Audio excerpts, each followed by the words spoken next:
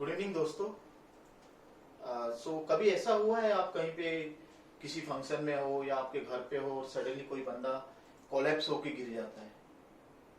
पक्का कभी ना कभी किसी ना किसी के साथ ऐसा हादसा हुआ होगा और आपने भले ही उसको ध्यान नहीं दिया होगा, लेकिन आज हम ऐसी टेक्निक बताएंगे जिससे कोई बंदा अगर सडनली वहां पे गिर जाता है और वो ना रिस्पॉन्सिव है, ना उसकी ब्रीथिंग चल रही है, ना उसकी पल्स चल रही है, तो कौन सी टेक्निक अगर हम उसको दें ताकि कोई एक्सपर्ट्स आए और तब तक हम उसकी जान बचा सके।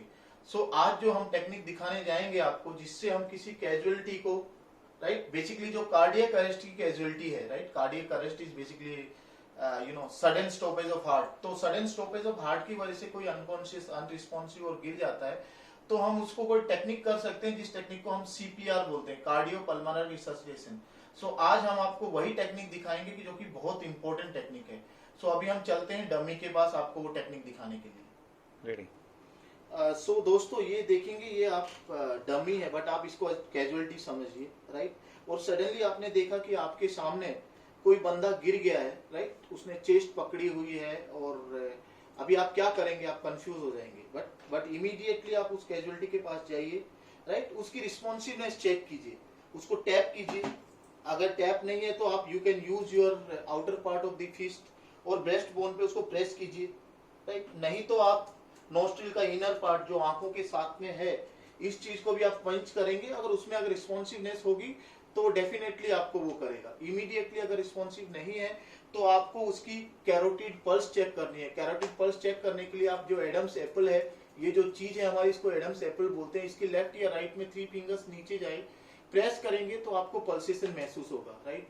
अगर बंदा अनरिस्पॉन्सिव है, ब्रीदिंग नहीं कर रहा है और पल्सेस नहीं है, तो आपको इमीडिएटली उनको ऊपर सीपीआर परफॉर्म करना है। CPR is cardio pulmonary resuscitation. पहले ये टेक्निक परफॉर्म करने से पहले आप मेक श्योर कीजिए साथ में कोई बाईस्टैंडर खड़ा होगा, उसको हेल्प के लिए बुलाइए, उसको बोलिए एईडी लेके आए और एम्बुलेंस सर्विसेज को एक्टिवेट करें। और इमीडिएटली जो आपकी चेकिंग करनी है आपको लेस देन 15 to 20 सेकेंड में करनी है। रीजन ये है कि अगर आपके ब्रेन को ब्लड नहीं मिलता है for 3 minutes, it will be irreversible death and no surgeon, no physician, no neurosurgeon in the world can revive a patient. हमारी टेक्निक है वो इमीडिएटली विद इन 1.5 मिनट शुरू हो जानी चाहिए, राइट। सीपीआर देने के लिए सबसे पहले है कि इंपॉर्टेंट जो चीज है वो हमारे हाथ की पोजिशनिंग है, राइट। हाथ की पोजिशनिंग हमें कहाँ रखनी है? लोग बोलते हैं लेफ्ट में हार्ट है, राइट में हार्ट है या सेंटर में हार्ट है। You forget everything, right. आप अपना स्टर्नम को अगर टच करेंगे, स्टर्नम के एंड में आपको एक सॉफ्ट पार्ट है, उस सॉफ्ट पार्ट के ऊपर 3 उंगली रखिए और सेंटर में अपना हाथ रखिए, heel of your hand, that is called heel of your hand। अगर आप यहाँ डमी पे देखेंगे तो इन सेंटर निपल के दोनों पैरेलल में सेंटर में आपको अपना हाथ रखना है, राइट। कैजुअलिटी के बगल में आना है, कैजुअलिटी के ऊपर आपको होना चाहिए। अगर आप हो सके तो मेरे हाथों का पोजीशन दिखाएं इनको, आपके यहाँ पे वी पोजीशन बननी चाहिए हाथों में, और आपको इनको चेस्ट कंप्रेशन देना है। और जो कंप्रेशन होंगे वो एटलीस्ट 2 to 3 इंचेस यानी कि 4.5 से 5 सेंटीमीटर नीचे होने चाहिए, तभी आपका इफेक्टिव है। और आपको इसके लिए 30 कंप्रेशन देना है और 2 रेस्क्यू ब्रीथ देना है। मैं आपको एक साइकिल करके दिखाता हूँ, आप देखिएगा।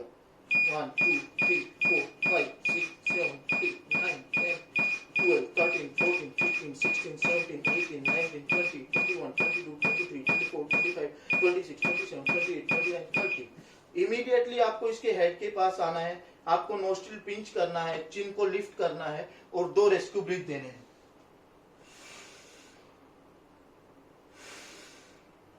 ये पूरी साइकिल है, ये साइकिल कंटिन्यूअस चलेगी।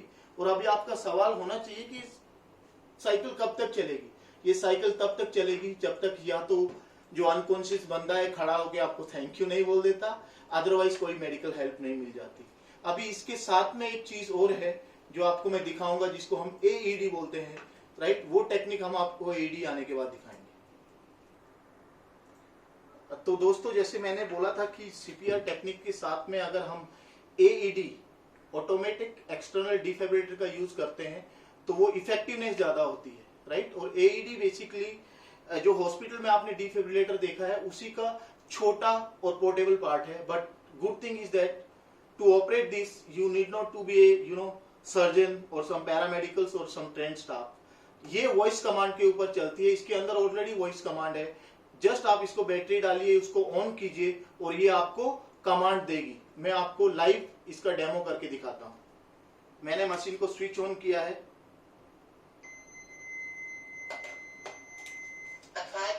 मशीन बोल रही है अप्लाई पैड कीजिए। ये पैड अगर आप देखेंगे यहाँ पे लगा हुआ है, आपको ये यहाँ लगाना है और ये यहाँ पे।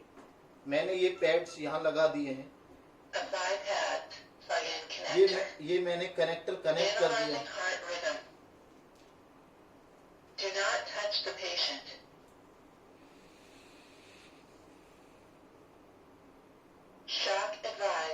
मशीन ने कहा है शॉक एब्जॉर्ब है, चार्ज हो रही है।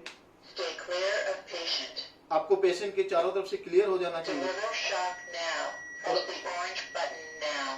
और आपको ये येलो बटन दबा के शॉक डिलीवर कर दिया। शॉक डिलीवर हो गया है। इमीडिएटली हमें सीपीआर कंटिन्यू करना है। आपको कभी भी सीपीआर डिसकंटिन्यू नहीं करना है मोर देन 5 सेकेंड्स, राइट। और बेसिकली अभी आपको मैं एक लास्ट में ये बताना चाहता हूं कि सीपीआर क्या करता है, राइट। सीपीआर ये करता है कि सडनली हमारा हार्ट अगर बंद हो गया है, राइट, स्टॉपेज हो गया है, राइट, एंड 3 मिनट्स तक हमारे ब्रेन को ब्लड नहीं मिलता है तो वो इरिवर्सिबल डैमेज हो जाता है और हम मैन्युअली हार्ट को पंप करते हैं ताकि वो ब्लड उसके ब्रेन तक जाए और उसका जो गोल्डन पीरियड है वो इंक्रीज हो जाए। और जब तक कि मेडिकल सर्विसेज और एक्सपर्ट्स आते हैं तब तक वो बंदे को हम मैन्युअली जीवित रखें। होप कि ये टेक्निक आपको समझ में आई होगी। बहुत इंपॉर्टेंट डिस्क्लेमर ये है, कभी भी किसी जिंदे इंसान के ऊपर प्लीज ये ट्राई न कीजिए। कभी भी किसी जिंदे इंसान पे आपको ये ट्राई नहीं करना है। अगर आपको अच्छी लगी हो, राइट, ये वीडियो अपने बच्चों को, अपने परिवार में, अपने सोसाइटी, अपने स्कूल को उनको दिखाइए ताकि ऐसी कोई आपदा आने पे मैक्सिमम से मैक्सिमम लोग हमारे देश में ट्रेंड हो और सहायता प्रदान की जा सके, जिससे कि जो डेथ रेशियो है वो कम हो जाए। धन्यवाद।